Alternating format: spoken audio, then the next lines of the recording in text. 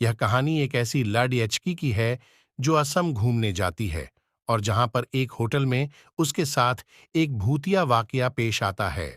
यह घटना पिछले साल मेरे साथ तब हुई थी जब मैं अपने दोस्तों और मेरे बॉयफ्रेंड के साथ शिमला की यात्रा पर गई थी। ये भारत का एक प्रसिद्ध हिल स्टेशन है। मैं असम में रहती हूँ। 3 घंटे की फ्लाइट और 4 घंटे ड्राइव करने के बाद हम शिमला में थे। आखिरकार हम अपने घूमने की जगह तक पहुंच चुके थे। हमने अपने होटल में चेक इन किया, पर हमने कमरों को चेक नहीं किया क्योंकि हमने उन्हें पहले ही ऑनलाइन बुक कर लिया था और हम थोड़ी डीए जल्दी में भी थे। इसलिए हमारा सामान होटल में रखने के ठीक बाद हम प्रसिद्ध मॉल रोड को देखने निकल गए, जहां पर कुछ पुरानी बिल्डिंग्स थीं जो औपनिवेशिक युग कॉलोनियल इरा से संबंध रखती थीं। होटल आने के बाद हमने महसूस किया कि वह होटल काफी सुनसान लग रहा था क्योंकि वहां पर केवल 3 से 4 ही स्टाफ मेंबर्स थे और वहां बहुत ही कम गेस्ट्स थे। वैसे शिमला पर्यटकों के लिए काफी चर्चित स्थान है, पर वह समय जनवरी का था और उस समय उस जगह पर ठंड भी पड़ीडीडीएच रही थी, इसलिए भी शायद कम संख्या में वहां पर लोग मेहमान थे। मैं अपने बॉयफ्रेंड के साथ एक ही कमरे में रुकी और हमने रात के खाने का ऑर्डर देने का निश्चय किया। पर जैसे ही मैंने रिसेप्शन पर कॉल लगाई तो मैंने एक स्टैटिक साउंड को महसूस किया। ऐसा लग रहा था कि जैसे किसी ने फोन उठा लिया है और वह कुछ कह रहा है, पर किसी कारणवश उसकी आवाज सुनने योग्य ही नहीं है। मैंने फिर फोन लगाया, पर तब भी पहले जैसा ही घटित हुआ। तब मेरा बॉयफ्रेंड खुद रिसेप्शन पर गया, पर वहां पर कोई भी नहीं था। उसने मुझसे पूछा कि तुम रात के खाने के लिए बाहर चलना चाहोगी? हालांकि मैं नहीं जाना चाहती थी क्योंकि बाहर ठंड थी, पर मुझे काफी भूख लगी थी, इसलिए हमें बाहर जाना पड़ा। हमारे दोस्तों ने शाम के समय खाना खा लिया था, इसलिए उन्होंने वहीं रहने का फैसला किया। जब हम वापस होटल लौटे तो हमने देखा कि होटल का रिसेप्शन अभी भी खाली था।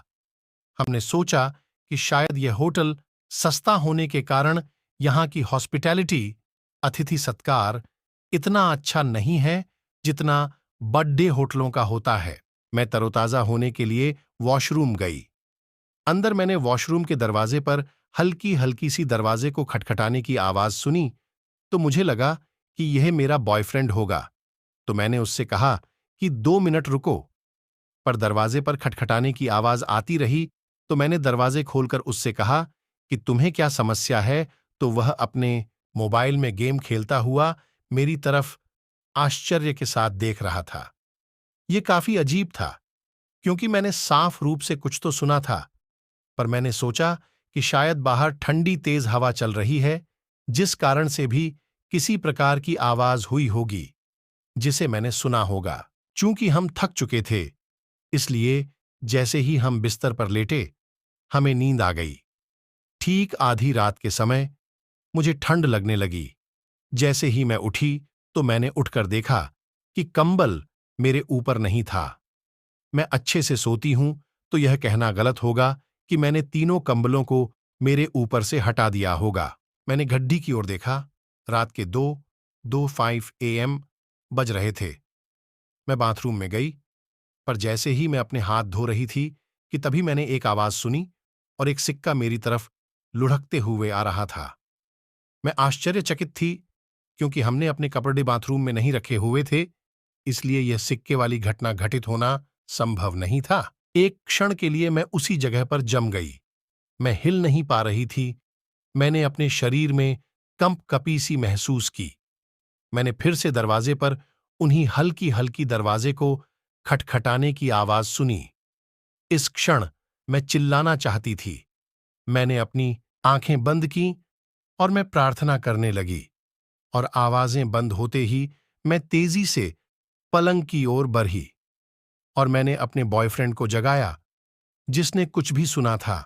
बाद में जब मैंने उसे सब कुछ बताया तो उसने बाथरूम को चेक किया और उसे वो सिक्का मिल गया, पर इस बात का पता नहीं चला कि वो आया कहां से था।